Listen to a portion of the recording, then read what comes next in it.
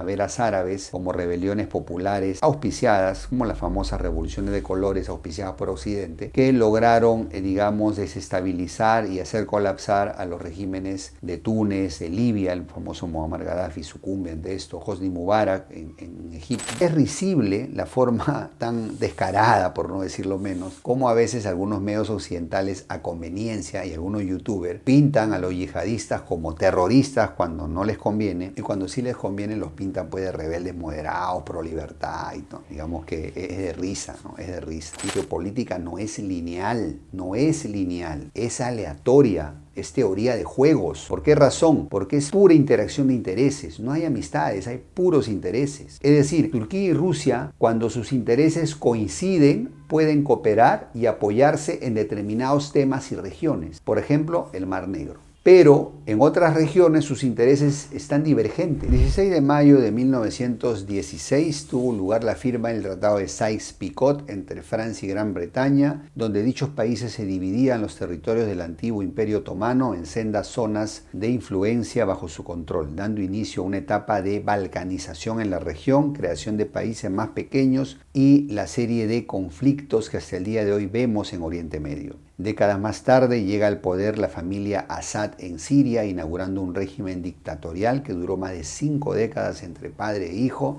y que ha culminado en este mes de diciembre del 2024 en una, digamos, rebelión acelerada, ¿no? En solo 12 días los yihadistas tomaron la capital Damasco, dando fin a un régimen que venía soportando durante 9 años una guerra civil con apoyo de Rusia y que pues sorpresivamente ha caído, digamos, en su hegemonía. Entonces cabe la pregunta, ¿no? ¿Qué pasó en todo este drama sirio? ¿Por qué razón un régimen que soportó 9 años de guerra civil cayó en 12 días? ¿Hubo o no una traición del ejército sirio? ¿Realmente estos yihadistas que han tomado el poder son rebeldes, digamos, moderados, que merecen la solidaridad del mundo? ¿O son básicamente, digamos, ahijados, entrenados por Occidente, una quinta columna que representa sus intereses en dicho país? ¿Realmente es esto un golpe demoledor a los intereses geopolíticos de Rusia o no es más que un globo distractor mediático para distraernos de la derrota ucraniana inminente? En este video vamos a analizar esto y mucho más. Quédate y a continuación te lo cuento.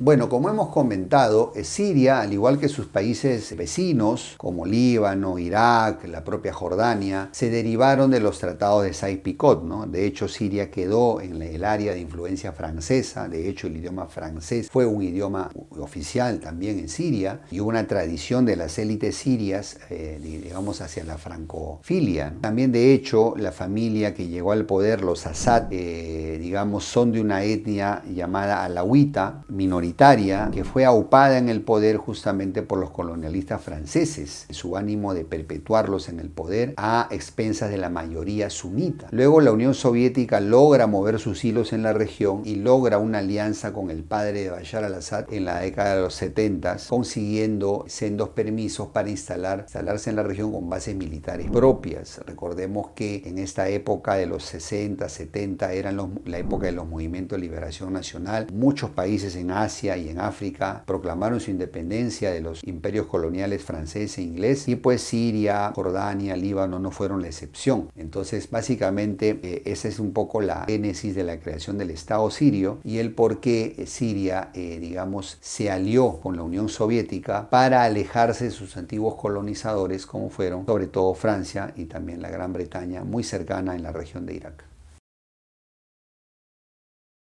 Como hemos mencionado, la Unión Soviética primero y Rusia después consolidan su presencia en Siria con sendas bases militares. La más importante es la base naval de Tartus, que le permite a la Armada rusa mantenerse en puertos de aguas cálidas y proyectar su poder en el Mediterráneo oriental. Recordemos que también en los años 2010 empiezan las primaveras árabes como rebeliones populares auspiciadas, como las famosas revoluciones de colores auspiciadas por Occidente, que lograron, digamos, desestabilizar y hacer colapsar a los los regímenes de Túnez, de Libia, el famoso Muammar Gaddafi sucumbe ante esto, Hosni Mubarak en Egipto, y llegan hasta Siria también. Estas protestas masivas, digamos, aupadas pues por intereses occidentales para desestabilizar a un aliado ruso, y cuando Rusia ve el peligro que su aliado estaba por caer, Rusia decide intervenir en el año 2015 con presencia activa militar, principalmente aviación, y mediante bombardeos masivos logra debilitar a los rebeldes prooccidentales y logra confinarlos a una zona septentrional del país, permitiéndole a Bashar al-Assad consolidar su poder en la mayor parte del territorio. Entonces esto le permitió a Rusia pues asentar sus, digamos, sus intereses en la región y perjudicar obviamente o debilitar la presencia occidental en dicha región, porque Estados Unidos estaba presente apoyando a los rebeldes kurdos en el norte, y bueno, Turquía por esa razón también intervino en el norte de Siria para protegerse.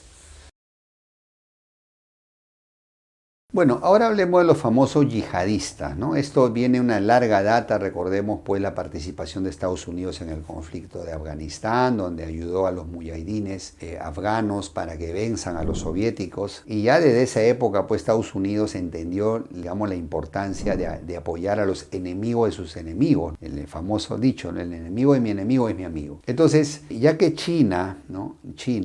La Unión Soviética y luego Rusia, la propia Turquía e Irán tienen regiones del país con presencia islámica, digamos, extremista, yihadista, Estados Unidos vio la oportunidad de apoyar a esos enemigos de sus enemigos, ¿no? Entonces, por esa razón, los rusos tuvieron los problemas en el Cáucaso. Recordemos la guerra de Chechenia 1 y 2, los problemas que tuvo China también con su provincia, digamos, de presencia islámica. Luego recordemos los problemas de Turquía con los famosos rebeldes kurdos, que son apoyados por Estados Unidos. Y también los problemas que ha tenido Irak, Irán con las zonas norte donde también están presentes los kurdos. Entonces, la verdad que es risible la forma tan descarada, por no decirlo menos, como a veces algunos medios occidentales a conveniencia y algunos youtubers pintan a los yihadistas como terroristas cuando no les conviene, y cuando sí les conviene los pintan pues de rebeldes moderados, pro libertad, y no, digamos que es de risa, ¿no? Es de risa. Y además de todo, vale resaltar que estos famosos yihadistas rara vez atacan intereses occidentales, ¿no? O sea, está bien raro, ¿no? Cómo va a haber un yihadista en la región y solo ataca a los enemigos de Occidente y no al propio Occidente. Suena raro, ¿no? Por no decir otra cosa, ¿no? Entonces, la verdad, por esa razón, estos yihadistas que en este momento han triunfado en Siria es evidentemente facciones aliadas de Estados Unidos y compañía. Es bastante obvio, ¿no? Que acaban de vencer a la facción apoyada por Rusia. Esto está bastante claro.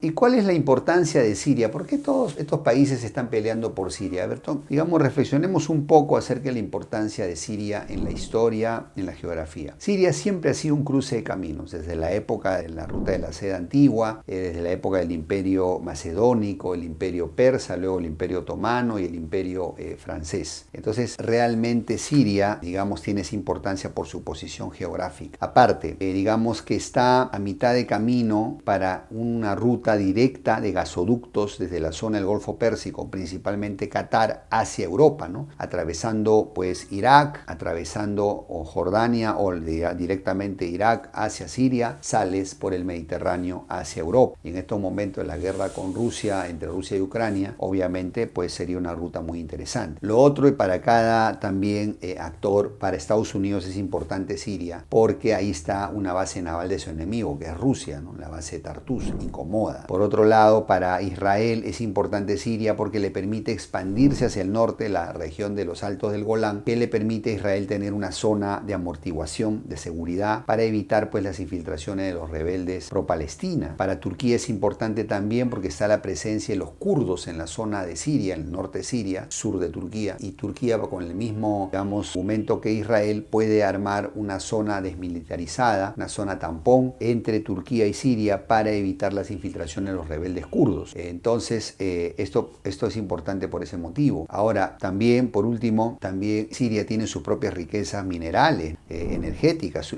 Siria tiene zonas petroleras que en este momento están bajo control de yihadistas pro-occidentales. Pero es que el país, como digo, lamentablemente, para bien o para mal, es muy valioso en términos geográficos y geopolíticos, y esa es la razón de que está detrás del famoso drama sirio.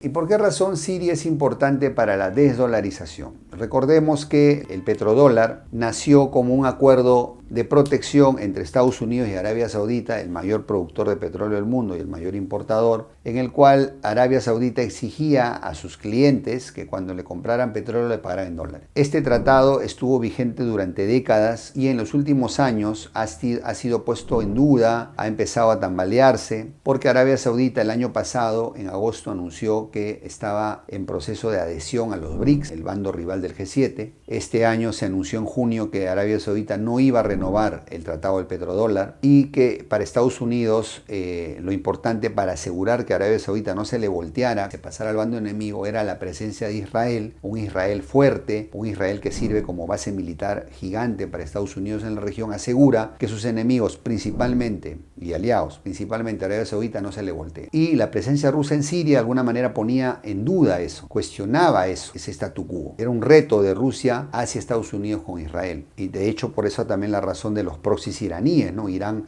apoyó digamos, a Hamas, apoyó a Hezbollah y está apoyando a los hutíes justamente con el ánimo de debilitar el poder estadounidense e israelí en la región y permitir ese cambio, digamos, de apoyo al petrodólar y que eso se caiga como un castillo de naipes. Por esa razón Estados Unidos intervino en Siria y por esa razón está apalancándose a sus yihadistas favoritos para que puedan consolidar los intereses occidentales en dicha región. Es por eso que Siria de alguna manera era una carta en medio de la desdolarización, aparte que también con la caída del régimen de Bashar al-Assad va a ser posible los gasoductos de Qatar a Europa, ayudándolas a, digamos, circunvalar, digamos, la dependencia con el gas ruso en plena guerra en Ucrania.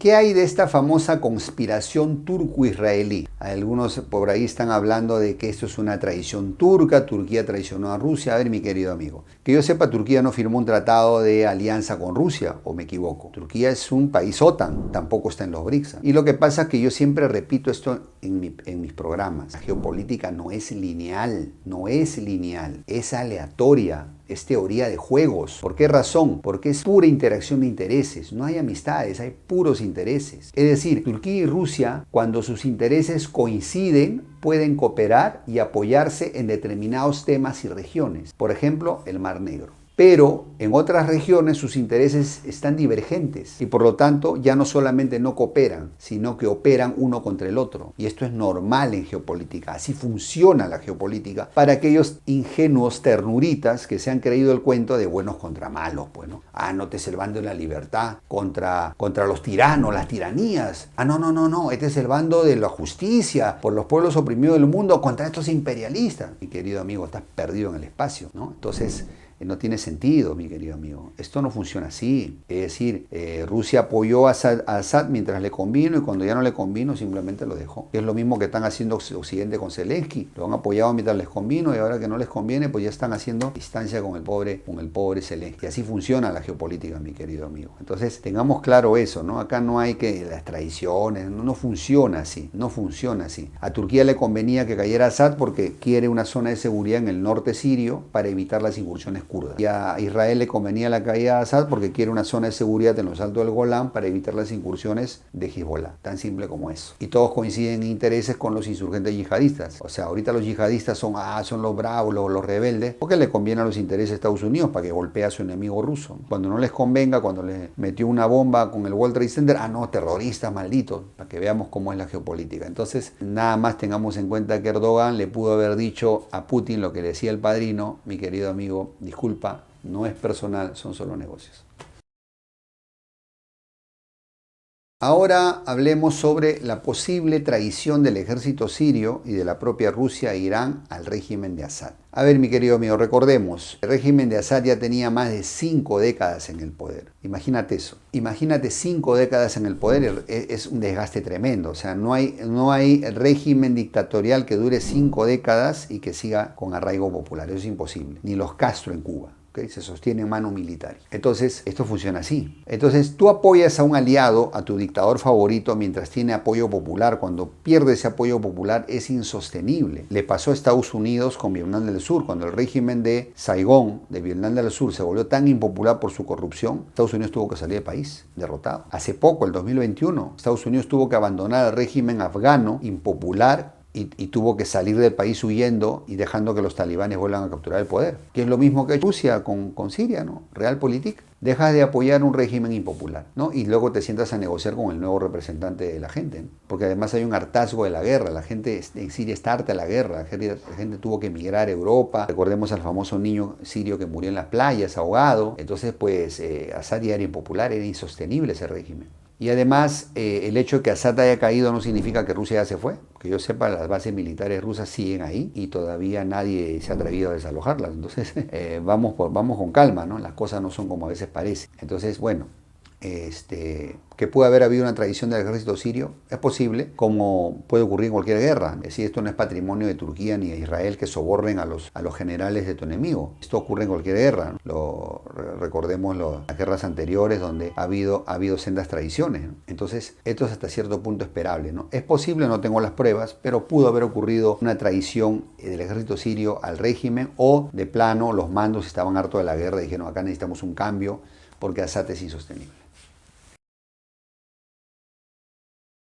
Lo otro que quiero aclarar es básicamente cuál es el grado de importancia de este problema que ha habido en Siria, la caída de Assad. Es cierto que es un golpe demoledor contra Rusia, Rusia se tambalea, un gran fracaso ruso, cayó el amigote de Putin, en Siria se está definiendo el nuevo orden mundial. A ver, mi querido amigo, Zelensky viene perdiendo la guerra, lo último que supimos del pobre Zelensky que estaba lanzando sus ATACMS y sus Storm Shadow tratando de ver si con eso escalaba la guerra, una guerra nuclear, no le funcionó. Rusia lo está apabullando, Rusia sigue avanzando y entonces los medios occidentales y los youtubers pro-occidentales que estaban todos deprimidos, tristes, decepcionados, encontraron en el tema sirio una manera de tratar de distraernos, ¿no? A tratar de que nos olvidemos de Zelensky un rato y todas sus penas y dramas y tratemos de hacernos creer que con esta derrota rusa, que obvio que es una derrota rusa, no lo vamos a negar, en este canal no somos prorrusos, ¿no? Es evidente que Rusia perdió un aliado importante, que vamos a ver cómo se reconfigura, y lo logra hacer. Es un éxito de los aliados occidentales, los yihadistas, y también han salido beneficiados Turquía e Israel, pero pues hasta ahí no hay ningún orden mundial que se esté jugando. Realmente el orden mundial es una suma de guerras que se están librando, que son las guerras proxies, que están la guerra de los hutíes en Palestina,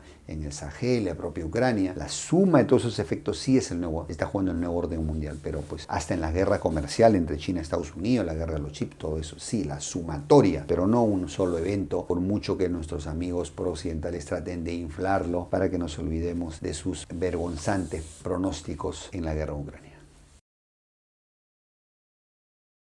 Bueno, mi querido amigo, ¿cuáles son las lecciones para Latinoamérica? En Latinoamérica hemos tenido también muchos Assad, ¿no? Es decir, dictadores impopulares que se mantuvieron casi como dinastías durante décadas, ¿sí o no? Recordemos a los Castro en Cuba, recordemos a Maduro y a Chávez en Venezuela, recordemos a Pinochet en Chile, el propio Banzer en Bolivia, Stroessner en Paraguay. Entonces, digamos, dejemos esa hipocresía de considerar que cuando un dictador me cae bien es un buen dictador y cuando un dictador me cae mal es un mal dictador. Dictador es dictador, mi querido amigo. Los dictadores realmente pocas cosas buenas generan para un país. Y básicamente, lamentablemente, muchos de estos dictadores solamente se mantienen ahí porque son peones del imperialismo de potencias, ya sea rusas o estadounidenses, ¿no? Intereses. Entonces debemos aprender en Latinoamérica a no comer ese cuento de la polarización. Existe más allá de un camino pro-ruso o pro-estadounidense en política. Tenemos que mirar al sudeste asiático que con un camino de centro modernizante ha dado un salto al desarrollo en pocas décadas. ¿Por qué no miramos hacia ese lado, hacia ese modelo de desarrollo y aprendemos un poco de él para que Latinoamérica tenga un mejor destino del que tenemos en este momento?